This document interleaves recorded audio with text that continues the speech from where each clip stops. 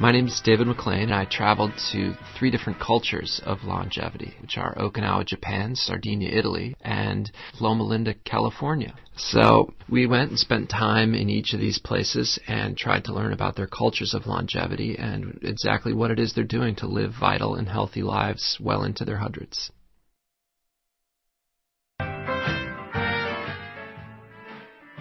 The first longevity hotspot we traveled to was Sardinia, Italy. So in this region, men are living as long as women, which is just an incredible phenomenon. Science isn't exactly quite sure why, but one of the theories is that it's because the women wear the pants and that men have less stress as a result. But also the Sardinians have a fanatical zeal for the family. And we dropped by 4 generations of one family, and every weekend they shared this giant meal. And this social component of longevity is incredibly important. And at the time, I remember thinking, this is what being alive and having a family is all about. But the cultures of longevity in Sardinia are rapidly disappearing, and the root of them are a move away from traditional natural food in conjunction with a sedentary lifestyle. We spent time with a woman who was almost 100 and her great-granddaughter, and later that day we saw that same great-granddaughter eating potato chips, and we wondered, will she live as long as her great-grandmother?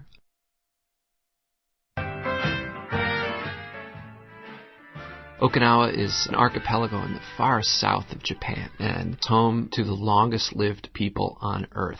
And we met numerous people who were into their hundreds, who were leading active and very healthy lifestyles. You know, the 90-year-olds were biking and fishing 8 miles offshore with these old diving techniques on the reef. And we met an amazing woman who was over 100. Her name was Kamada, and she had been in a moi.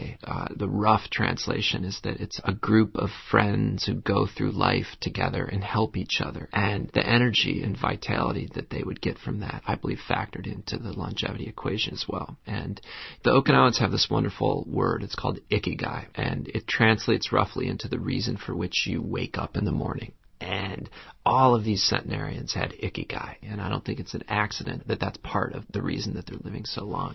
So one of the cornerstones of Okinawan longevity is caloric restriction. Yet, interestingly, they're eating a lot of food. The trick is that the food that they're eating is all low in caloric density. And that food included these beautiful miso soups that were filled with carrots, seaweed, onions, and potatoes. And like the Sardinians, the Okinawans grew most of the food themselves in their gardens, and they would go to the store for very little. But Okinawa is losing its longevity edge. Okinawa has the highest rate of obesity in all of Japan, and it was quite shocking and somewhat disturbing to see this culture of longevity disappearing right before our eyes. By far the most surprising fact that I took away from this story is that Seventh-day Adventists outlive their American counterparts by about 10 years. What are they doing? Quite simply, the Seventh-day Adventists, who largely populate Loma Linda, California, have a religion that reinforces positive, healthy behaviors. For example, if you're a devout Seventh-day Adventist, you are a vegetarian, non-smoker, non-drinker, who takes a Sabbath every Saturday, where for one whole day you have to just unplug. So we met many incredible people there. The most incredible by far was a woman named Marge Jatan, who had just turned 100 and renewed her driver's license. So we went for a cruise, but before we did that, we had to go through her morning routine where she lifts weights and rides a stationary bike. And interestingly, the Seventh-day Adventists are the only culture of longevity that we visited who are not losing their longevity edge. And I photographed a baptism at this church. And I remember thinking, wow, this is the perfect example of how this religion is still growing and carrying forward.